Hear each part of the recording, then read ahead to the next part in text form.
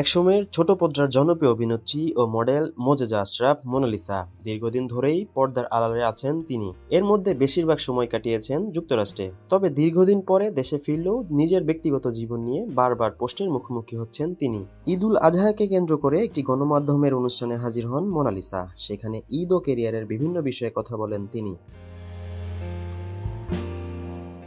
আর সেখানেই জানান সিঙ্গেল লাইফে বেশ ভালো আছেন, খারাপ লাগছে না তার।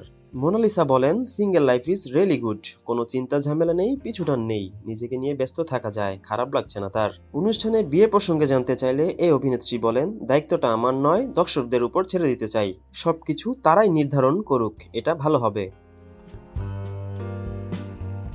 2012 সালে যুক্তরাষ্ট্রের নিউ ইয়র্ক প্রবাসী ফায়াজ শরীফের সঙ্গে বিয়ে বন্ধনে আবদ্ধ হন অভিনেত্রী মোনালিসা। বিয়ের পরের বছর অর্থাৎ 2013 সালে নিউ ইয়র্কে পাড়ি জমান মোনালিসা। তবে সেই সংসার সুখের হয়নি তার। বছর খানেকের মাথায় বিচ্ছেদ হয় শরীফ মোনালিসার। এরপর থেকে সিঙ্গেলই রয়ে যান মোনালিসা।